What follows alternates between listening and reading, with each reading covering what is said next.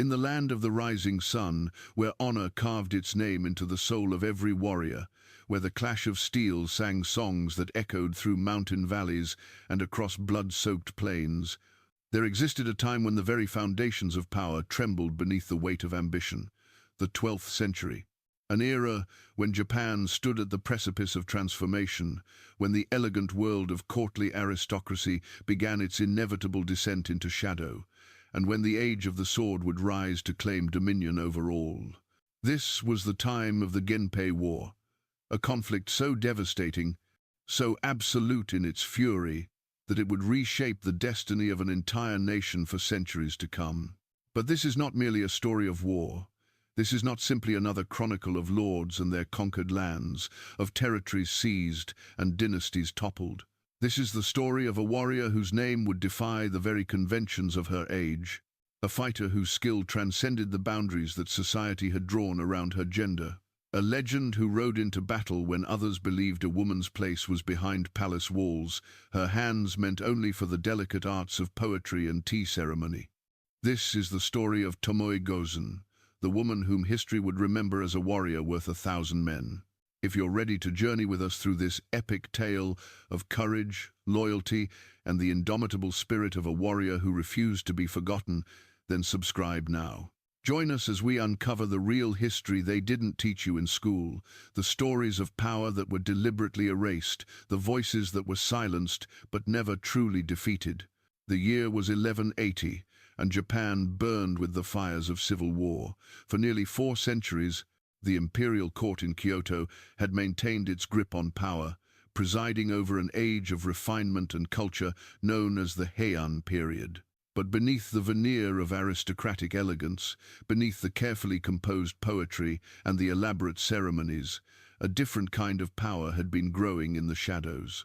The warrior class, the samurai, had been sharpening their blades and nursing their grievances, waiting for the moment when they could claim what they believed was rightfully theirs. 2 great clans stood at the center of this maelstrom.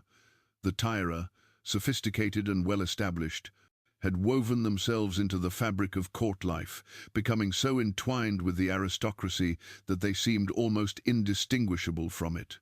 They wore the finest silks, composed elegant verses, and moved through the imperial corridors with the confidence of those who believed their position unassailable.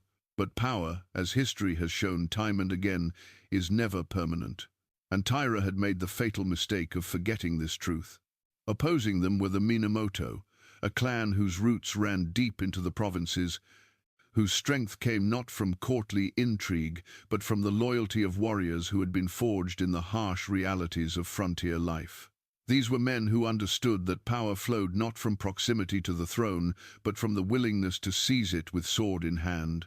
The Minamoto had been pushed to the margins, relegated to distant provinces, their influence diminished to the point where the Taira believed them no longer a threat.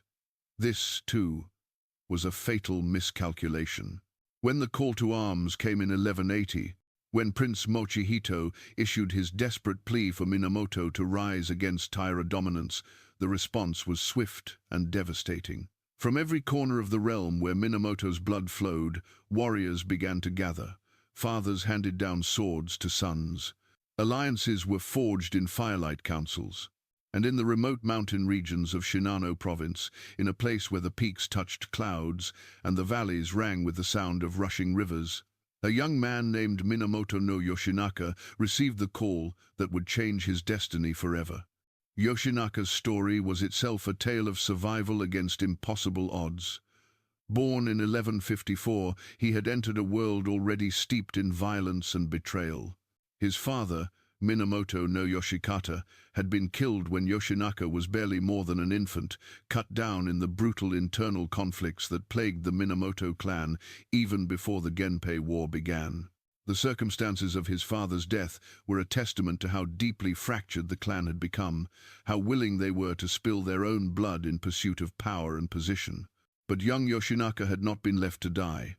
In an act that spoke to the complex codes of honor that governed samurai society, even in its darkest moments, the infant was spirited away to safety.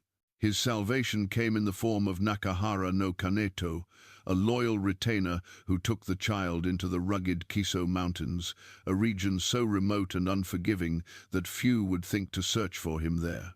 It was in these mountains, far from the intrigues of court and the machinations of clan politics, that Yoshinaka would be raised.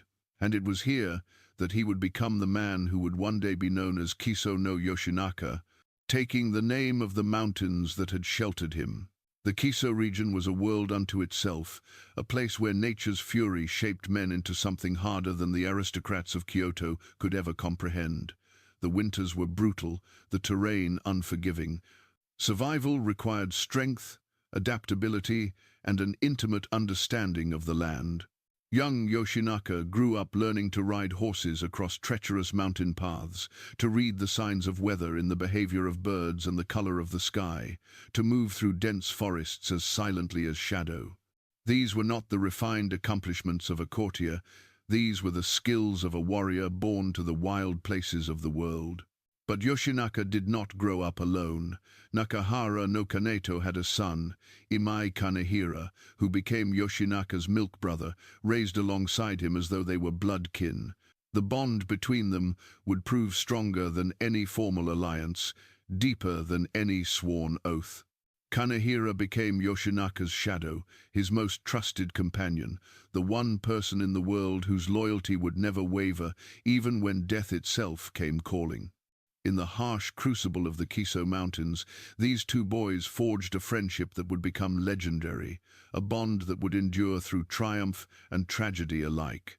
And there was another presence in Yoshinaka's life during these formative years, another figure whose existence would become inextricably linked with his own legend. Her name was Tomoe.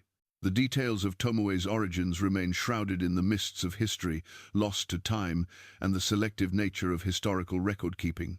What is known comes primarily from the Heike Monogatari, the epic war chronicle that would immortalize the events of the Genpei War and transform its participants into figures of legend. But the Heike Monogatari itself was not written as a strict historical document. It was a story meant to be recited by blind monks to the accompaniment of the biwa, shaped by the needs of narrative and the demands of Buddhist philosophy that saw in human conflict the inevitable truth of impermanence. Yet even allowing for embellishment, even acknowledging the ways in which legend has colored fact, certain truths about Tomoe emerge with remarkable consistency across sources. She was born around 1157, making her approximately 3 years younger than Yoshinaka. Some accounts suggest she came from a warrior family herself, that martial skill ran in her bloodlines, passed down through generations, who understood that survival in turbulent times required the ability to defend oneself regardless of gender. Others hint at a connection to Nakahara no Kaneto's household, suggesting she may have been raised alongside Yoshinaka and Kanehira, a third member of their mountain-bred circle. What cannot be disputed, what appears in every account with unwavering consistency, is this: Tomoe Gozen was extraordinary. In an age when women of the warrior class were typically trained in defensive combat, taught to wield the naginata to protect their homes, while their men were away at war, Tomoe, trained as a warrior, meant for the front lines of battle. She mastered the long sword, that most sacred and symbolic of samurai weapons, typically reserved for men alone. She became an archer of such remarkable skill that grown warriors would marvel at the power of her draw and the accuracy of her aim. She learned to ride war horses at full gallop across terrain that would have given pause to experienced cavalry, to control these massive beasts with the pressure of her knees and the subtlest shift of her weight. The Heike Monogatari itself preserves what may be the most famous description of her, words that have echoed through 8 centuries of Japanese cultural memory. Tomoe was especially beautiful, with white skin, long hair, and charming features. She was also a remarkably strong archer, and as a swordswoman she was a warrior worth 1,000, ready to confront a demon or a god, mounted or on foot. A warrior worth 1,000. Let that phrase settle in your mind for a moment. In a society where military prowess was the ultimate measure of worth, where a man's entire existence could be defined by his skill in combat, this was no mere poetic flourish. This was a recognition that Tomoe stood among the elite, that her abilities placed her not merely above ordinary soldiers, but in rarefied company with the greatest fighters of her generation. But how did a young woman in 12th century Japan, a time and place where rigid gender expectations governed nearly every aspect of life, manage to achieve such mastery? The answer lies partly in the unique circumstances of Yoshinaka's upbringing, and partly in traditions that were older than the conventions that would later restrict women's roles in samurai society. In the remote regions where Yoshinaka was raised, far from the influence of Kyoto's aristocratic culture, older traditions persisted. The onamusha, female warriors who fought offensively in battle, were not unknown in Japanese history. Archaeological evidence has revealed that women participated in warfare far more frequently than traditional historical texts acknowledged. Excavations of battle sites from this era have uncovered remains that show a startling percentage of female warriors among the dead, their bones bearing the marks of combat training and battlefield injuries. These were not anomalies. These were women who had taken up arms and fought alongside men, their contributions deliberately minimized or erased by later chroniclers who found their existence inconvenient to emerging narratives about gender and power. Tomoe emerged from this older tradition, but she was also something more. She was not simply a woman who had learned to fight out of necessity, as many did when their homes were threatened. She was a warrior by choice and by calling, someone whose natural abilities were so exceptional that even the most hidebound traditionalists could not ignore them. And in Yoshinaka, she found someone who not only accepted her capabilities but embraced them, who saw in her not an aberration to be hidden away, but an asset to be celebrated and deployed. As Yoshinaka matured into manhood in the Kiso Mountains, as he gathered around him a core of loyal followers drawn to his charisma and his legitimate claim to Minamoto heritage, Tomoe was there. Not behind him, not sheltered and protected, but beside him, training with him, preparing for the war that everyone knew was coming. The relationship between Yoshinaka and Tomoe has been the subject of speculation and romantic interpretation for centuries. Historical sources offer conflicting accounts of the exact nature of their connection. Some describe Tomoe as Yoshinaka's concubine, a common arrangement for a warrior lord who might have multiple romantic attachments. Others suggest she was one of his wives, given formal status within his household. Still others refer to her simply as a female attendant, a deliberately vague term that might have been chosen to avoid acknowledging the full extent of her role in his military campaigns. What seems clear is that their bond transcended easy categorization. They had grown up together in the harsh environment of the mountains, shaped by the same experiences, bound by shared loyalty to the cause that Yoshinaka represented. Whether their connection was primarily romantic, primarily martial, or some complex interweaving of both, it was profound enough that Tomoe would stand by Yoshinaka's side through every trial that followed. When Prince Mochihito's call reached the Kiso Mountains in 1180, Yoshinaka was 26 years old. He had spent his entire life preparing for this moment, even if he had not fully understood what form that preparation would take. The exile that might have destroyed him had instead forged him into something the Taira could never have anticipated.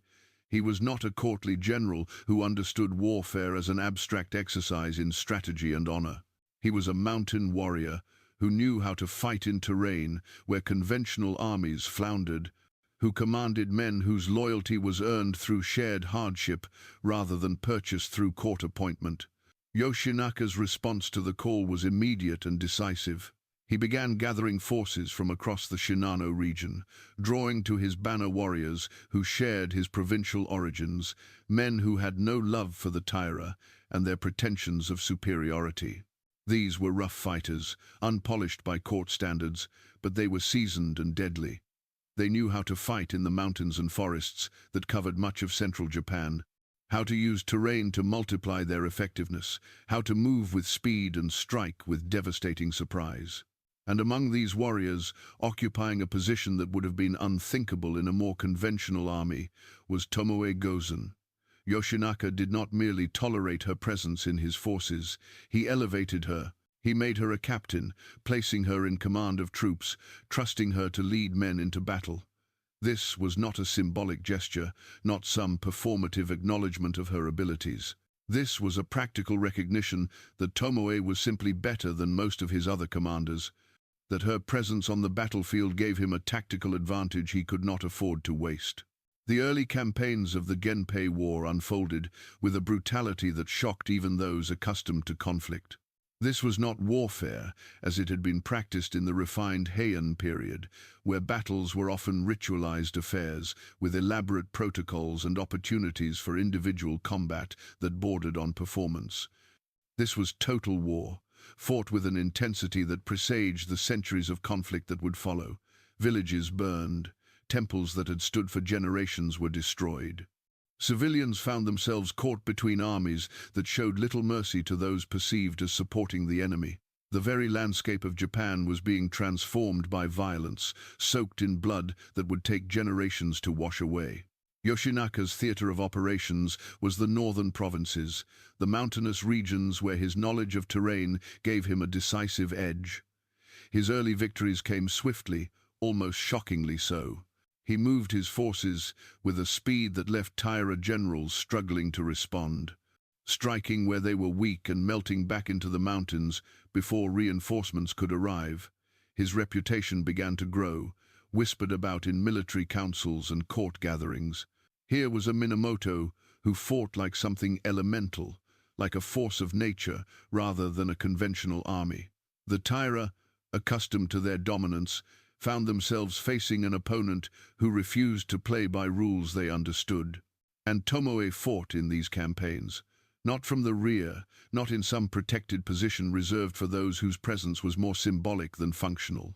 She fought as Yoshinaka's first captain, leading charges that broke enemy formations, her bow singing as arrows found their marks with lethal precision, her sword flashing in the chaos of melee combat.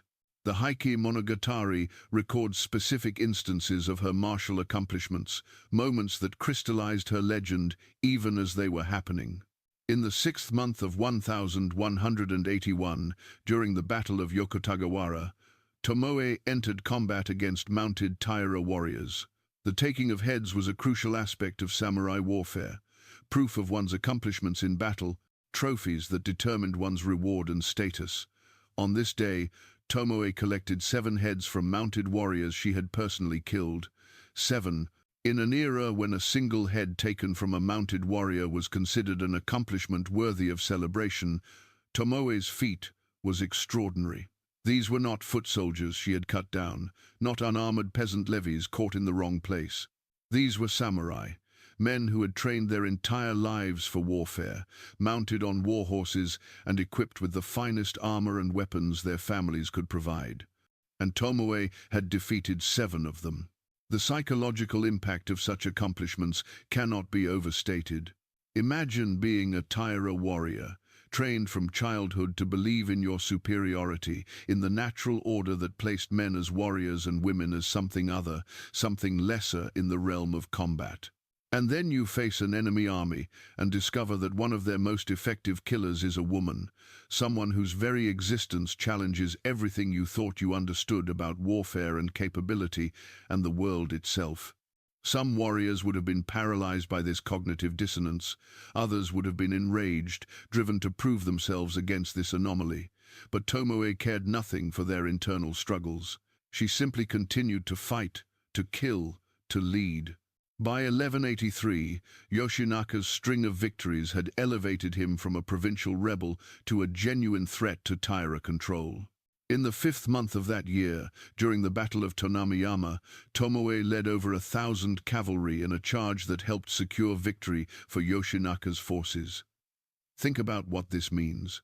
1,000 cavalry represented a massive force in the context of 12th century Japanese warfare, where armies of a few thousand men were often decisive. Yoshinaka trusted Tomoe to command such a force, to coordinate their movements, to make battlefield decisions that would determine victory or defeat. And she justified that trust, leading her troops with such skill that the Taira forces broke before them. The momentum of Yoshinaka's campaigns became irresistible. Victory followed victory. The Taira, who had seemed so unassailable, found their grip on power loosening. And in the first month of 1184, Yoshinaka achieved what had seemed impossible. He drove the Taira out of Kyoto itself. The imperial capital, the seat of power for centuries, fell to a mountain warrior who had been raised in exile. It was a triumph that seemed to validate everything Yoshinaka had endured, every hardship he had overcome. The outsider had conquered the center. But triumph, as Yoshinaka would learn, often carries within it the seeds of destruction. The taking of Kyoto presented him with challenges he was unprepared to meet. The city he entered was not the glorious capital of poetry and refinement that existed in legend. The Genpei War had already taken its toll. Resources were scarce, the population restive, the administrative apparatus that had governed the realm fractured and dysfunctional. Yoshinaka, who had excelled at mountain warfare and lightning campaigns, now found himself responsible for governing a complex urban center full of competing interests and ancient grudges. He was a brilliant tactician thrust into the role of politician and administrator, and he lacked both the training and the temperament for such work. Moreover, his very success had made him a target. The Taira were defeated and fleeing westward, their power broken but not yet completely destroyed. But there was another threat, closer and far more dangerous, his own cousin, Minamoto no Yoritomo.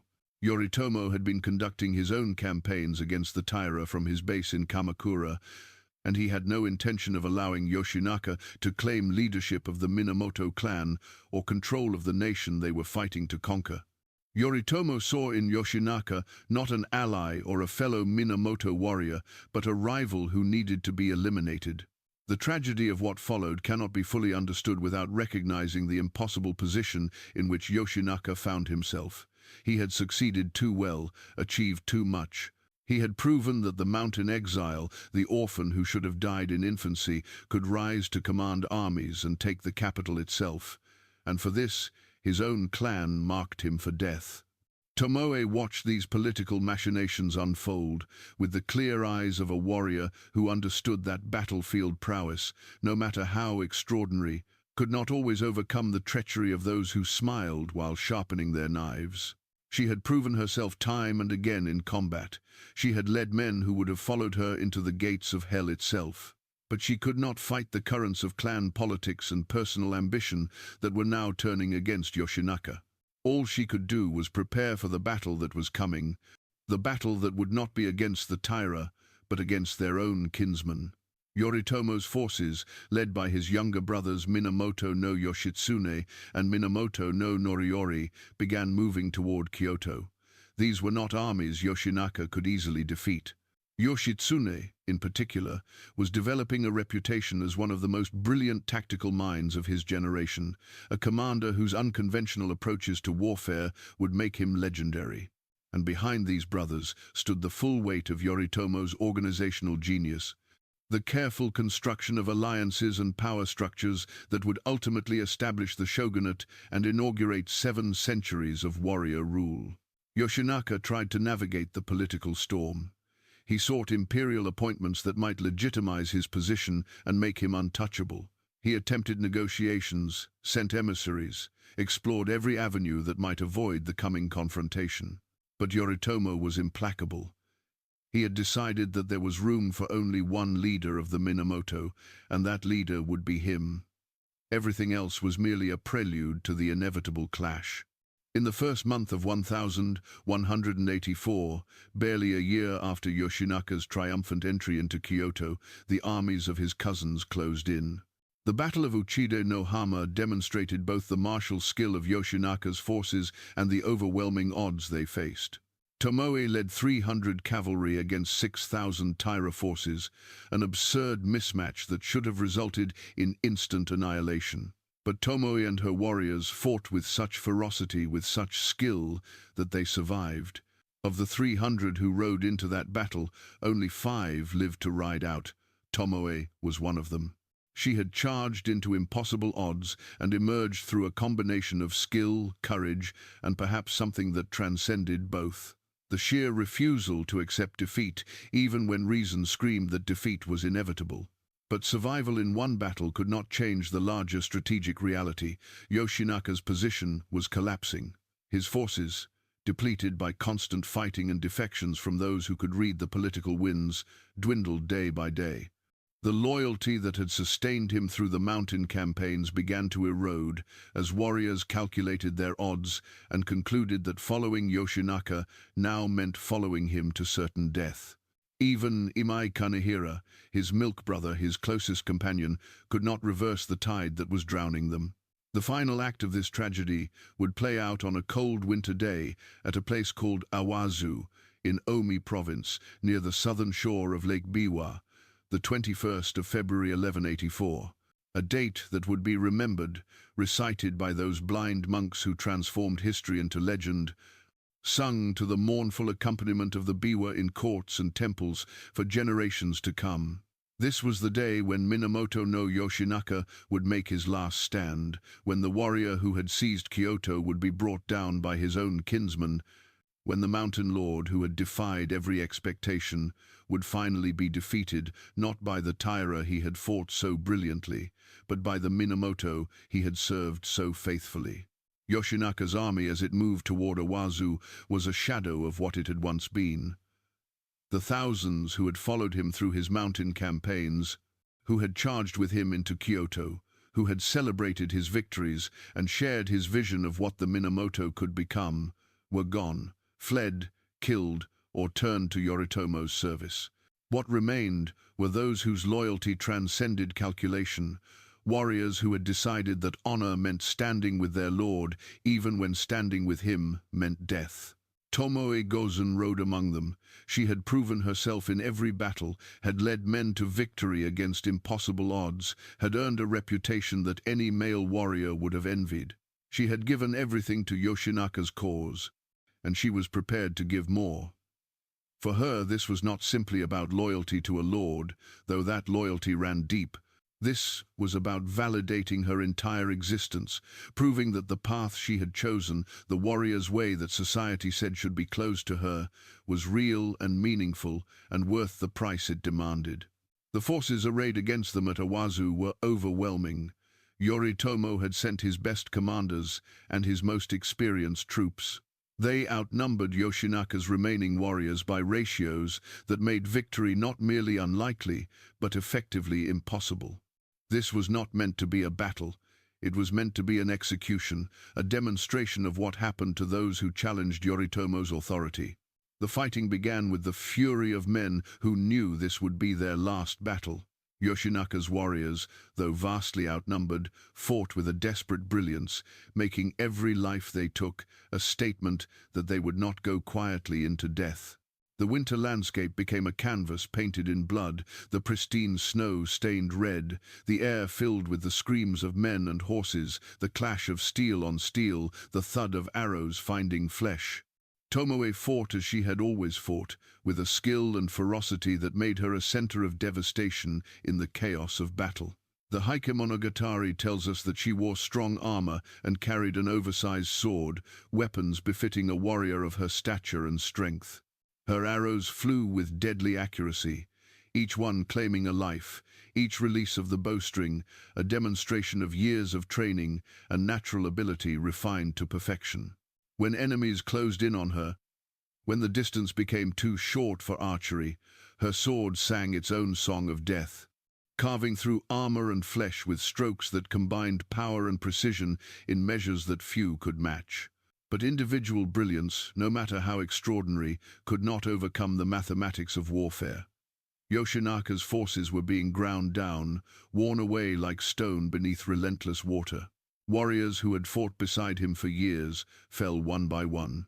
The perimeter they held contracted, shrinking as the weight of numbers pressed in from all sides. What had begun as a battle was becoming a slaughter. Yoshinaka fought in the midst of his men, refusing the option that some commanders might have taken to position themselves safely in the rear. He was a warrior first, and he would die as a warrior, with sword in hand and enemies before him. But even he could see that the end was approaching, that the force he commanded was being reduced to nothing, that soon there would be no one left to command. The exact number of warriors who remained with Yoshinaka in his final moments varies depending on which account you read. Some sources say 7, others say 5. But all agree on one essential fact: Tomoe Gozen was among them. When thousands had fled, when experienced commanders had calculated the odds and chosen survival over loyalty, Tomoe remained. She was there at the end, one of the last warriors standing, her armor bearing the marks of combat, her sword red with the blood of men she had killed in defense of the lord she served. And it was then, in that moment when death seemed seconds away, that Yoshinaka turned to Tomoe and gave her an order that has been debated and analyzed for 8 centuries. The Heike Monogatari preserves his words: "Quickly now, you are a woman, so be off with you. Go wherever you please. I intend to die in battle or kill myself if I am wounded. It would be unseemly to let people say Lord Kiso kept a woman with him during his last battle." These words, recorded and repeated through generations, have sparked endless discussion. What motivated Yoshinaka at that moment? Was it truly concerned about how history would judge him for keeping a woman at his side in his final battle? Was it a desire to save Tomoe, to give her a chance at survival when he knew his own death was inevitable? Was it jealousy, a twisted wish to ensure that no one, not even Tomoe, could die a more glorious death than him? Or was it something more complex, a recognition that someone from his army needed to survive, someone who could tell the story, who could carry forward the memory of what they had attempted and how they had fallen? Tomoe's response to this order is telling. She did not immediately obey. The Heike Monogatari says she was reluctant to flee, that she rode with the remaining warriors until she could resist no longer. Here was a woman who had proven herself the equal of any male warrior on the battlefield, who had led men in combat and killed enemies with her own hands, being told to leave because of her gender. The bitter irony could not have been lost on her. After everything she had done, after every barrier she had broken, she was still being defined first and foremost as a woman, as someone whose presence would somehow taint Yoshinaka's final moments. But Tomoe Gozen was not someone who simply accepted limitations, even those imposed by someone she loved and served. If she was going to leave, if she was going to obey this final order, she would do so in a way that made a statement that demonstrated once more that she was not merely a woman who happened to be able to fight, but a warrior who happened to be a woman. She would perform one last deed, one final demonstration of her capabilities, one ultimate proof that her place on the battlefield had been earned through ability rather than granted through favor. Tomoe scanned the chaos of battle with the practiced eye of a veteran warrior, looking for a target worthy of her final combat. This would not be some random soldier struck down in the confusion of melee. This would be someone significant, someone whose death would be remembered, someone whose defeat would send a message that echoed beyond the immediate moment. And she found such a target in the form of Onda no Moroshige, also known as Onda no Hachiro, a warrior from Musashi province, renowned throughout Japan for his immense physical strength. Moroshige was leading 30 mounted warriors, a significant force in the context of the battle, and his presence represented a legitimate threat to the few remaining warriors around Yoshinaka. What Tomoe did next would become one of the most famous individual combats in samurai history, recounted in countless retellings, depicted in woodblock prints and paintings, dramatized in theater and literature. She charged directly into the midst of Moroshige's 30 warriors, alone, a single rider against a mounted force that should have overwhelmed her instantly. But Tomoe was not fighting with mere physical skill now. She was fighting with the accumulated force of her entire life, every slight she had endured, every doubt she had overcome, every barrier she had broken. She was fighting to prove that her existence meant something, that the path she had walked was valid, that history would remember her not as an anomaly, but as a warrior who stood among the greatest of her age. Tomoe rode directly at Moroshige himself. The leader of these 30 warriors, the one whose reputation as a strongman had spread throughout the land. The descriptions of what happened next vary in details, but agree on the essentials. Tomoe engaged Moroshige in single combat. And despite his legendary strength, despite his experience and training, despite every advantage he possessed, she defeated him. Some accounts say she seized him in a powerful grip and pulled him from his saddle. Others describe a brief exchange of blows before she struck the killing strike. But all accounts agree on the outcome. Tomoe killed Onda no Moroshige, took his head as proof of her victory, and presented it to Yoshinaka before finally departing from the battlefield. Think about what this moment represents. A woman, in an age when women were largely excluded from offensive warfare, defeated in single combat a man whose entire reputation was built on his physical strength, doing so while surrounded by his own warriors and emerging victorious. This was not luck. This was not some fluke of circumstance. This was the culmination of years of training and natural ability, combining in a moment of such intense focus that the outcome became inevitable. The symbolic weight of Tomoe's final battle extends beyond mere martial prowess. By choosing to fight and defeat a renowned warrior before departing, she ensured that her story would be remembered not as that of a woman who was allowed to play at being a warrior, but as that of a warrior who happened to be a woman and who proved her worth in the most direct and unambiguous way possible. She took a head in single combat. In samurai culture, where the taking of enemy heads was the ultimate proof of battlefield accomplishment, where entire military careers were built on such achievements, Tomoe's final act was an undeniable validation of everything she represented. After presenting Moroshige's head to Yoshinaka, Tomoe finally departed from the battlefield. The Heike Monogatari tells us that she discarded her helmet and armor and fled toward the eastern provinces. This detail, the discarding of her armor, carries its own significance. It was as though she was shedding her identity as a warrior, preparing to transform into something else now that the phase of her life, defined by combat, was ending. What she became, where she went, how she spent the decades that followed, these questions have spawned numerous theories and legends, each revealing as much about the values and assumptions of those telling the stories as about any historical truth. Behind her, the Battle of Awazu reached its inevitable conclusion. Yoshinaka, deprived of even Tomoe's presence now, continued fighting until his horse became mired in frozen rice paddies. Unable to maneuver, he was struck by arrows and killed. Some accounts say he died from enemy action. Others suggest he committed seppuku, ritual suicide, rather than face capture. Imai Kanehira, his milk brother and closest companion, also fell in the battle, dying in defense of the lord he had grown up alongside.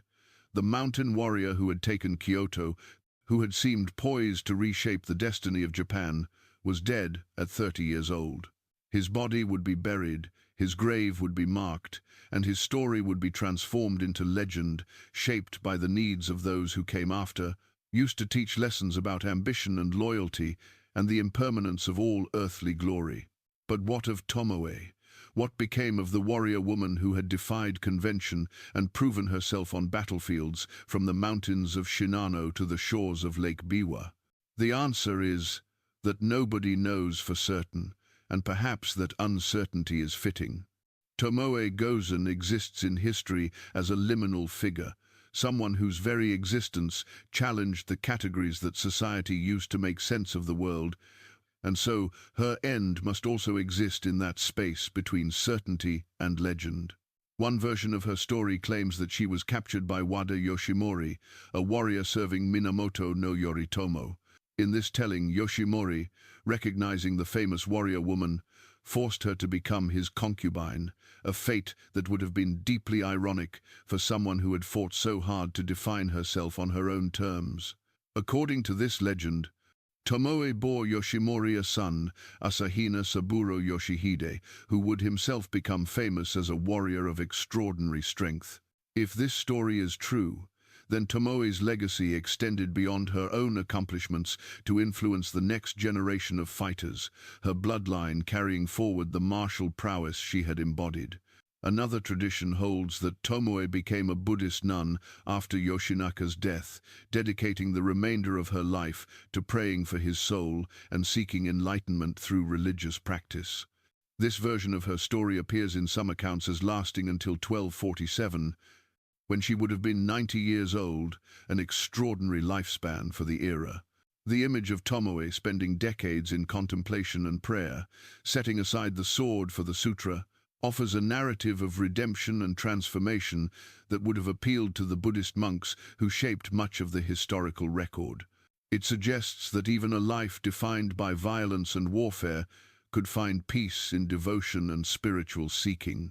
Still other tales, more dramatic and perhaps more mythical, claim that Tomoe sought revenge for Yoshinaka's death, hunting down those responsible, killing them one by one, and then drowning herself in the sea with Yoshinaka's head clutched in her hands, a final gesture of loyalty that transcended death itself.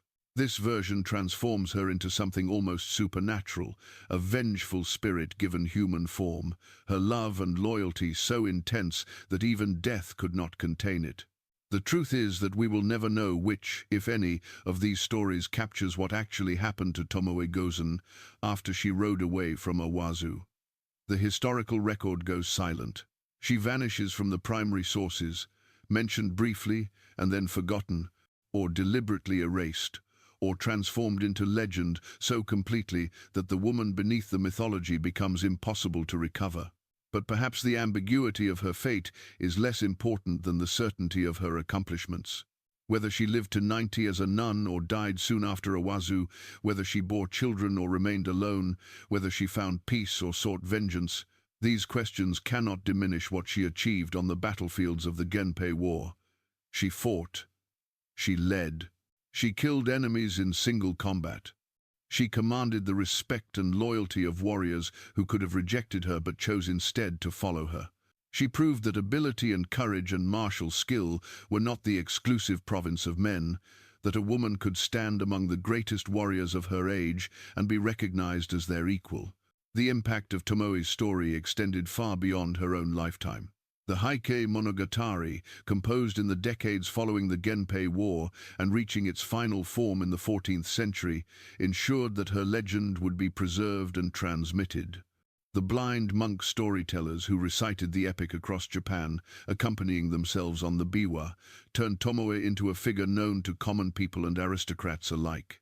She became part of the cultural fabric of Japanese society, a character whose name was synonymous with courage and skill and the possibility of transcending the limitations that society imposed. In the centuries that followed, Tomoe's image was deployed for various purposes, interpreted through the lens of changing values and assumptions. During the Edo period, when rigid social hierarchies were being established and women's roles were becoming increasingly restricted, Tomoe could be presented as an aberration, an example of how the more chaotic past had allowed such irregularities, but how proper order had now been restored. Kabuki theater's Onna Shibaraku, that parody that made her martial accomplishments the subject of humor, reflected this impulse to contain her legacy, to transform her from a genuine warrior into a figure of amusement. Yet even attempts to diminish her could not entirely erase the fundamental challenge she represented. The very fact that her story continued to be told, even when that telling involved mockery or reinterpretation, meant that each generation had to grapple with the question of what Tomoe Gozen meant. They had to confront the reality that their society had once produced a woman warrior of such skill that even 8 centuries later people still knew her name. In more recent times, as attitudes toward gender and capability have evolved, Tomoe has been reclaimed as a symbol of female empowerment and the possibility of breaking through barriers. Modern retellings emphasize her strength and agency, her refusal to accept the limitations placed on her, her determination to forge her own path, regardless of social convention. She appears in manga and anime, in video games and novels, in films and television shows, each iteration finding new ways to explore what her story means for contemporary audiences. The 2013 stage production, Tomoe Gozen, Legend of the Female Warrior, explicitly connected her to modern women. using time travel as a device to suggest that the spirit of the warrior woman who fought at Owazu lives on in every woman who refuses to be confined by expectations. Archaeological discoveries have added unexpected dimensions to our understanding of female warriors in medieval Japan. Excavations of battlefield gravesites have revealed that women participated in warfare far more frequently than traditional histories acknowledged. The Battle of Senbon Matsubaru in 1580, for example, produced a burial mound containing 105 heads, of which 35 were female. DNA analysis of other battlefield sites has produced similar results, suggesting that female warriors, while perhaps not common, were not nearly as rare as later writers claimed. These women were deliberately excluded from historical narratives, their contributions minimized or erased, their very existence rendered invisible by chroniclers who found them inconvenient to emerging orthodoxies about gender and warfare. Tomoe Gozen emerges from this context not as a complete anomaly, but as the most famous example of a broader phenomenon, the one whose story was so remarkable that it could not be entirely suppressed, even when later ages found it uncomfortable. She represents all those unnamed women warriors whose bones lie in burial mounds, whose accomplishments went unrecorded, whose names were never preserved in epic poetry or dramatic performance. In remembering Tomoe, we acknowledge them as well, recognize that the history we inherited is incomplete and deliberately distorted, shaped by those who had power to tell stories and who chose which voices would be heard and which would be silenced. The physical sites associated with Tomoe Gozen have become places of pilgrimage for those seeking to connect with her legend. Gichuji Temple in Shiga Prefecture, established according to tradition for the purpose of mourning Minamoto no Yoshinaka, claims to house Tomoe's grave. The legend tells us that she built a thatched hut near Yoshinaka's resting place after his death, that she spent years there holding memorial services, and that she was eventually buried on the same grounds. Whether this story accurately reflects historical events or represents a later creation meant to provide a suitable ending to her tale, the site itself draws visitors who wish to pay respects to the woman warrior whose name has endured across 8 centuries. Tokuonji Temple in Nagano Prefecture offers a different connection to her memory. This temple, associated with the Kiso family, houses a museum dedicated to Minamoto no Yoshinaka and those who fought alongside him. Statues of Yoshinaka and Tomoe stand together here, frozen in bronze, forever young, forever warriors. Her grave at this site overlooks a small shrine, and a bronze statue depicts her on horseback, armed and ready for battle, an image that captures the essence of how she is remembered, not as someone who played at being a warrior, but as a warrior who embodied the ideals of courage and skill that defined samurai culture. Kyoto's Jidai Matsuri, the Festival of the Ages, includes Tomoe among the historical figures represented in its elaborate parade. Each year on October 22nd, someone dressed as Tomoe rides through the streets of Kyoto, her costume combining courtly makeup with warrior armor, a visual representation of the complexity of her identity. She moves through the same streets that Yoshinaka once occupied, part of a pageant that celebrates Japan's long history and the diverse figures who shaped it. Her inclusion in this festival, alongside emperors and generals and cultural figures of all kinds, represents a recognition that her story deserves to be remembered and honored as part of the national narrative. But perhaps the most important way that Tomoe Gozen lives on is not through physical sites or annual festivals, but through the continued relevance of what she represents.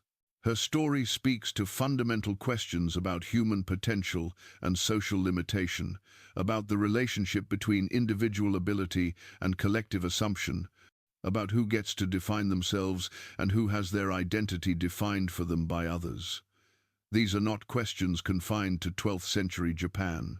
These are questions that every society must grapple with, questions that remain urgently relevant in our own time. Tomoe Gozen was born into a world that had very clear ideas about what women could and could not do, about where they belonged and what roles they could occupy. She rejected those limitations not through rhetoric or philosophy, but through demonstration. She proved her capabilities so undeniably that even those who might have preferred to exclude her could not ignore the evidence of their own eyes. She forced her society to confront the gap between its assumptions and the reality of what she accomplished. The battles she fought were real, the enemies she killed were real, the heads she took in combat were real. These were not metaphorical achievements or symbolic victories. Tomoe Gozen succeeded in one of the most male-dominated spheres of human activity, warfare, in an era when the barriers to female participation were immense and culturally reinforced. She did this not by asking for permission or waiting for society to change its attitudes, but by simply being so good at what she did that she could not be denied. This is why her story continues to resonate. This is why each generation finds new ways to tell and retell her legend, to explore its implications, to wrestle with its meanings. Tomoe Gozen represents the possibility that individuals can transcend the limitations placed on them. That ability and determination can break through barriers that seem absolute, that the categories society uses to organize itself are not natural laws, but human constructions that can be challenged and changed. The questions that surrounded her in life remain relevant in understanding her legacy. Why did Yoshinaka accept her as a warrior when convention said he should not? The answer likely lies in practical necessity, combined with his own outsider status. Raised in the mountains, away from the rigid protocols of court culture, Yoshinaka was less bound by conventional thinking. He saw in Tomoe someone who could help him win battles, and he was pragmatic enough to use every asset at his disposal. His own position as an exile, as someone who had to claw his way to power against the expectations of those who thought they were his betters, may have made him more open to recognizing ability wherever he found it. Why do some accounts emphasize Tomoe's beauty alongside her martial prowess? This detail, which appears consistently across sources, reflects the discomfort that later storytellers felt with a woman warrior who was only a warrior. By insisting on her beauty, on her white skin, long hair, and charming features, they could reconcile her martial accomplishments with conventional femininity, and could suggest that she was still a woman first, despite her abilities on the battlefield. Modern readers might see this emphasis on appearance as diminishing her achievements, but in the context of how stories were told and received in medieval and early modern Japan, it may have been what made her story acceptable to audiences who might otherwise have rejected the entire narrative as implausible. Why did Yoshinaka order her to leave the final battle? This question may be unanswerable, tangled as it is with assumptions about gender, honor, and the meaning of loyalty. What we can say is that Tomoe's response to that order demonstrates her agency and her refusal to simply disappear when told to do so. Her final combat, her killing of Onda no Moroshige, was an act of defiance as much as it was an act of warfare. She would leave, but she would leave on her own terms, with her reputation intact, with one more proof of her abilities added to the record. The uncertainty surrounding her fate after Owazu has generated numerous legends, but perhaps this uncertainty is itself meaningful. Tomoe Gozen vanishes from history in a way that allows each generation to imagine its own ending for her, to complete her story in ways that reflect their own values and concerns. She becomes a kind of mirror, reflecting back what those who contemplate her wish to see, the devoted lover who spends her remaining years praying for her lord's soul, the vengeful warrior who seeks justice for his death, the pragmatic survivor who adapts to new circumstances and builds a new life. All of these potential endings reveal truths about those who tell them, about what they believe women are and should be, about what they think constitutes a meaningful life. What cannot be disputed is the core of her story. Tomoe Gozen fought in the Genpei War as a warrior of exceptional skill, commanded troops in battle, killed enemies in single combat, and earned recognition as a warrior worth 1,000 in one of the most important military conflicts in Japanese history. These facts, preserved in the Heike Monogatari and other sources, form the foundation upon which all later interpretations rest. Whatever else she may have been, whatever happened to her after Owazu, she was undeniably a warrior who proved herself on the battlefield against the fiercest opponents of her age.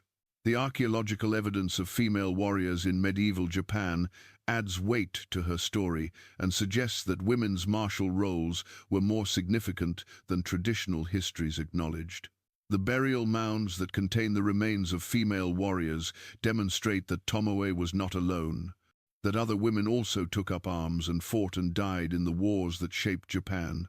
Their stories were not preserved as Tomoe's was, but their bones bear witness to their existence, their participation, their sacrifices.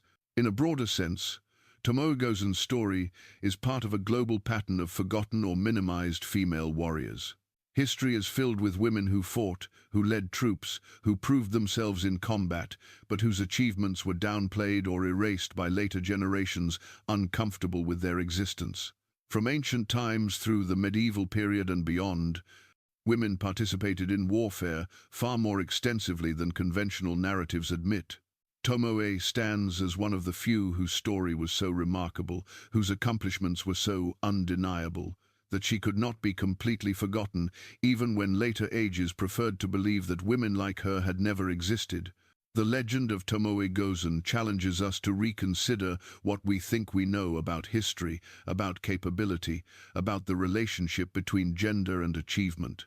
It asks us to recognize that the past was more complex and more diverse than the simplified narratives we often inherit, that many voices were silenced and many stories were never told, and that what we think of as natural or inevitable is often nothing more than the triumph of one set of assumptions over all others. Her story also reminds us of the cost of breaking barriers. Tomoe Gozen's life was defined by warfare, by violence, by a constant need to prove herself in the most brutal ways possible.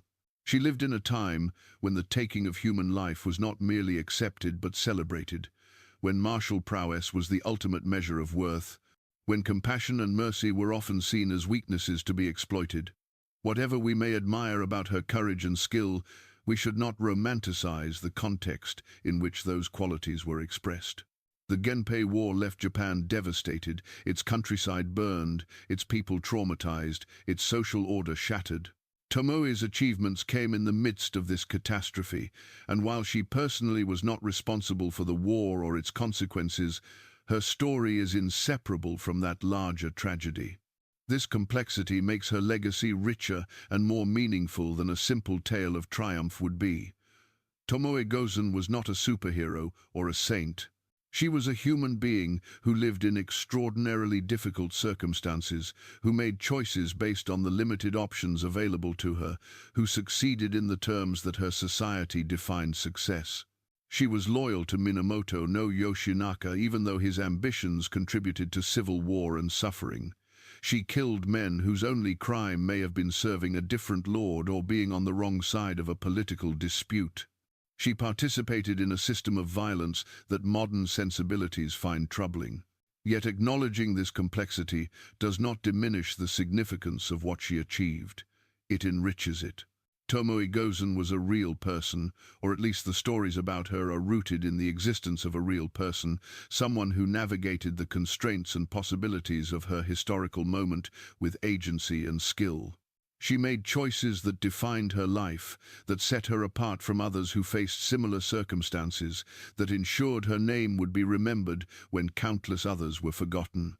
The question of whether Tomoe Gozen truly existed as she is portrayed in the Heike Monogatari has been debated by historians and scholars. Some point to the lack of contemporary documentation, noting that she does not appear in the primary sources closest to the events of the Genpei War.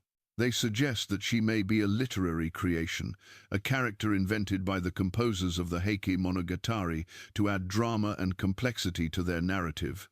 Others argue that the consistency of her portrayal across multiple sources, combined with the archaeological evidence of female warriors in the period, suggests that she was indeed a real person whose exploits formed the basis for the legend, even if details were embellished or altered in the telling.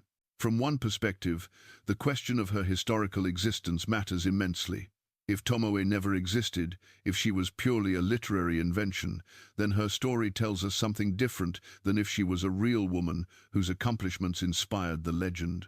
A fictional character can embody ideals and possibilities without being constrained by the messy realities of actual human existence.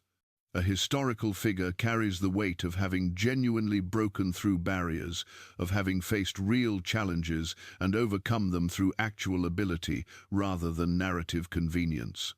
From another perspective, the question of strict historical accuracy may be less important than the cultural impact of her story. Whether Tomoe Gozen existed exactly as the Heike Monogatari describes her, or whether she represents a composite of multiple female warriors, or whether she was an entirely literary creation, her legend has had real effects on Japanese culture and beyond. Generations of people have drawn inspiration from her story, have seen in her an example of what is possible when convention is challenged, have used her legend to question assumptions about gender and capability. In this sense, Tomoe Gozen is real regardless of the historical details, real in the way that any powerful story becomes real through its influence on how people think and act. The most likely scenario is that the truth lies somewhere between absolute historical accuracy and pure invention. There probably was a woman warrior associated with Minamoto no Yoshinaka, someone whose martial abilities were exceptional enough to be remembered and remarked upon. As her story was told and retold, as it was shaped by the needs of epic narrative and Buddhist philosophy, as it was adapted to various theatrical and literary forms, details were likely added, embellished, and altered.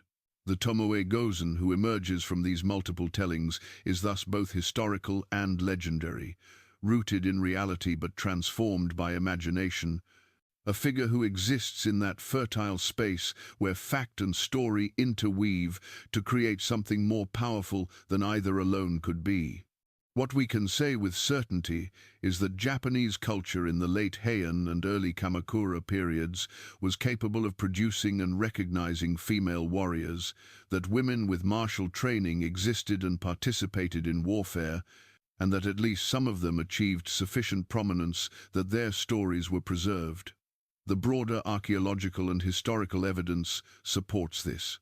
The grave excavations revealing female warriors, the references in various texts to women trained in arms, the existence of the Onimusha tradition itself, all of this provides a context in which a figure like Tomoe Gozen becomes not only possible but perhaps inevitable.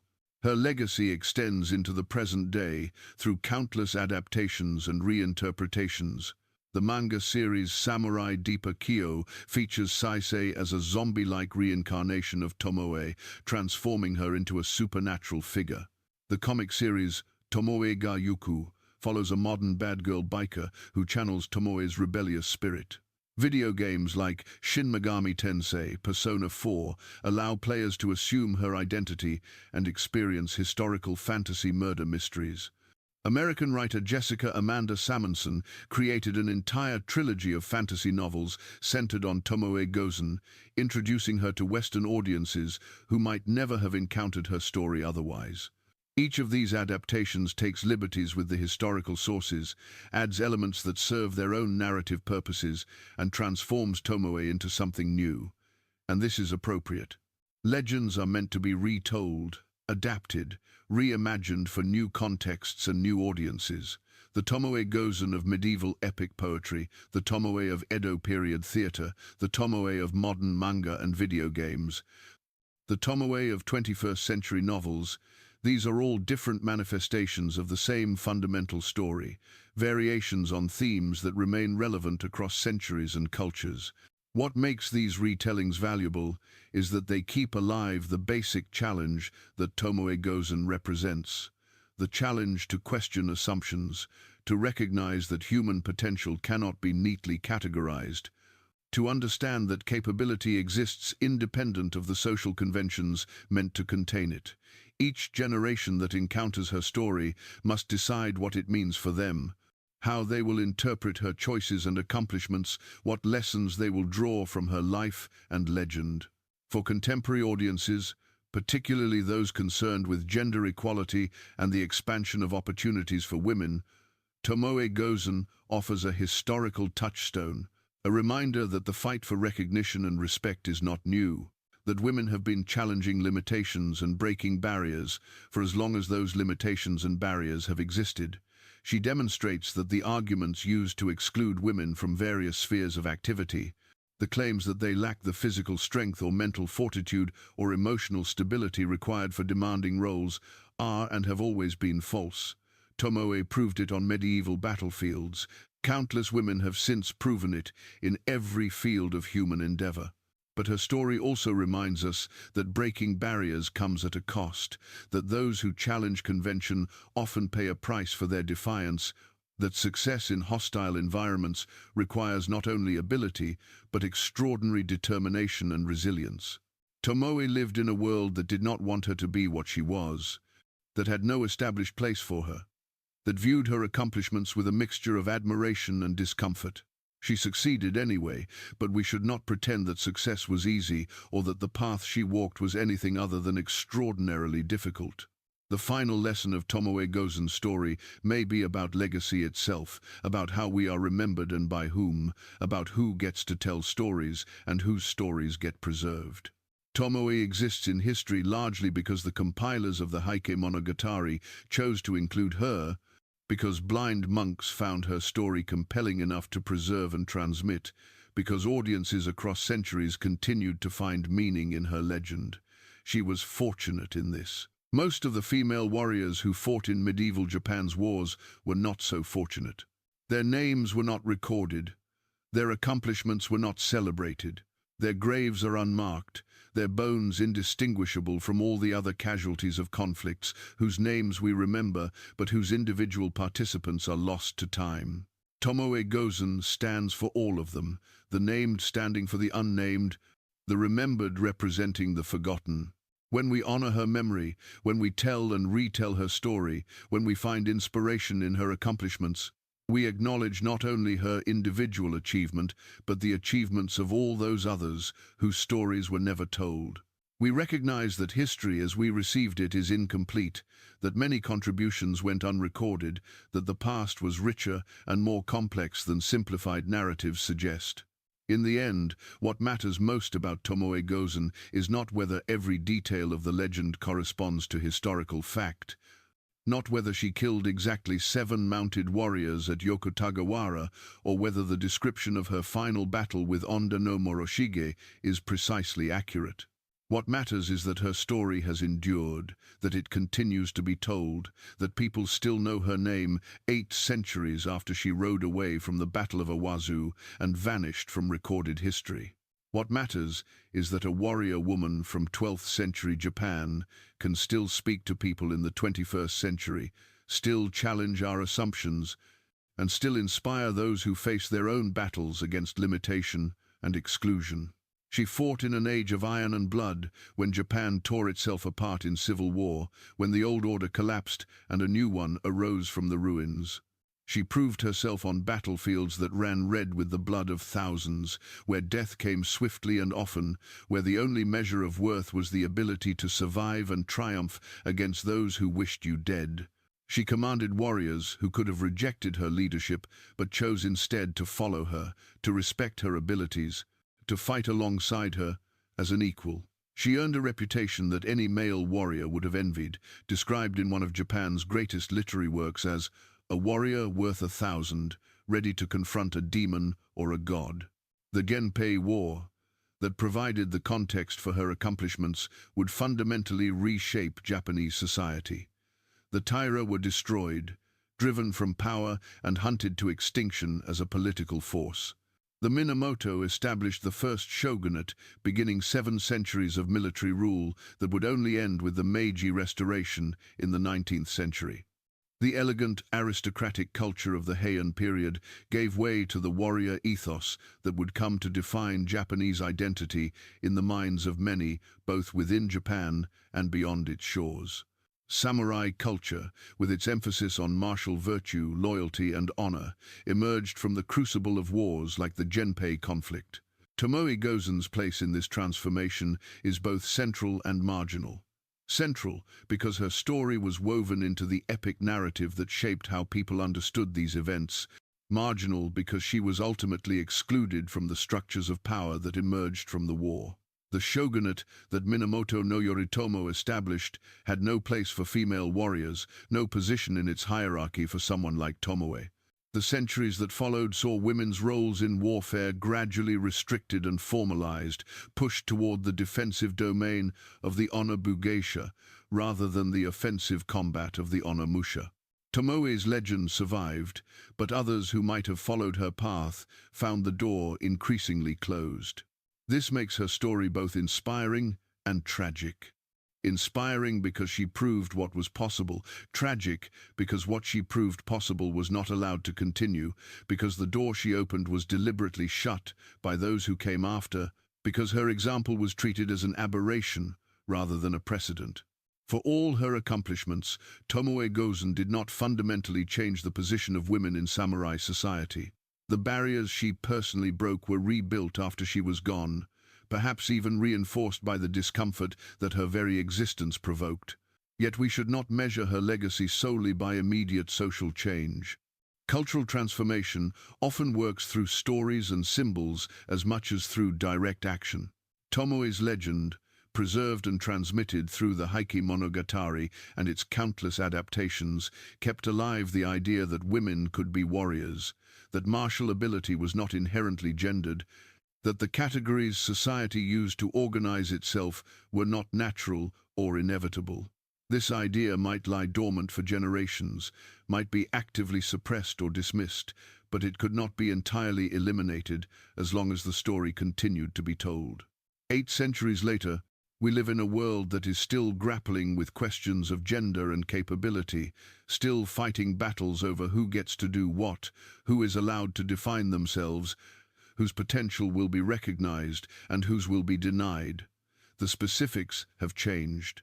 Modern conflicts over gender equality are fought in corporate boardrooms and legislative chambers rather than on horseback with sword and bow. But the fundamental issues remain remarkably similar. People are still told that their gender makes them unsuitable for certain roles, that biology is destiny, that tradition and convention should govern what they are allowed to attempt. And people are still pushing back against these limitations, proving through their accomplishments that the barriers are artificial rather than natural. That capability cannot be predicted by checking a box on a demographic form. Tomoe Gozen speaks to these contemporary struggles because her story demonstrates that the pattern is old, that women have always been capable of more than societies typically allowed them to do, that restrictions were always about power and control rather than genuine inability. She did not have the luxury of gradual social progress or legal protections or cultural movements supporting gender equality. She had only her own abilities and the opportunity to prove them, and she seized that opportunity so completely that her name is still known 8 centuries later. This is the power of her legacy. Not that she single-handedly transformed medieval Japanese society, because she did not. Not that her example immediately opened doors for other women, because it did not. But that she existed, that she fought, that she succeeded, and that her story was preserved. Because as long as that story survives, as long as people know that a warrior named Tomoe Gozen once rode into battle and proved herself the equal of any male samurai, the argument that women cannot or should not be allowed to compete in male-dominated fields loses some of its force. History itself becomes evidence against exclusion. The battlefields of the Genpei War are silent now, the warriors long dead, their blood washed away by 8 centuries of rain and snow. The Taira and Minamoto clans that fought so desperately for supremacy are gone, their descendants scattered or absorbed into other lineages, their names carried forward only in history books and tourist sites. The Japan that Tomoe knew has vanished, transformed multiple times by conquest and revolution, by modernization and globalization, until almost nothing remains of the 12th century world in which she lived and fought. But Tomoe Gozen herself remains, not in flesh, obviously, not even in reliable historical documentation that would allow us to reconstruct her life with certainty, but in legend and memory, in the stories that continue to be told and retold. in the inspiration that people still draw from her example.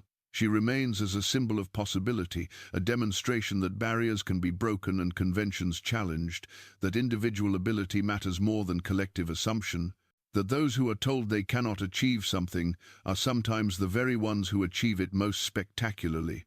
Her grave, whether at Gichuji Temple or Tokuonji or some unknown location, marks the end of a life, but not the end of a legend. The statues erected in her memory capture her forever as a warrior, mounted and armed, ready for battle, eternal in bronze, as she was temporary in flesh. The festivals that include her, the plays that dramatize her story, the countless adaptations in modern media, all of these keep her present in a way that most historical figures cannot claim. She lives on not just as a name in textbooks, but as an active force in cultural imagination. When we tell the story of Tomoe Gozen today, when we recount her battles and contemplate her legacy, we are doing more than remembering the past. We are making an argument about the present and the future. We are saying that talent and determination matter more than demographic categories, that those who are excluded from opportunity often turn out to be precisely those who would excel if given the chance, that societies that limit human potential based on arbitrary characteristics are poorer for it. We are saying that the barriers that exist today are no more permanent than the barriers that existed in 12th century Japan, that they can be challenged and broken by those with sufficient courage and skill. Tomoe Gozen was a warrior worth 1,000 men. This is not hyperbole. This is not an exaggeration for dramatic effect. This is the assessment of those who fought alongside her and against her, who saw what she could do, who could not deny the evidence of their own eyes. In the most direct and unambiguous terms possible, in the arena where samurai culture defined worth and ability, she proved herself extraordinary. That this warrior was a woman, that she broke through barriers that should have been impenetrable, that she succeeded so completely that her name echoes across 8 centuries.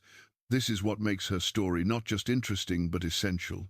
The Japanese female samurai warrior, Tomoe Gozen. Remember her name.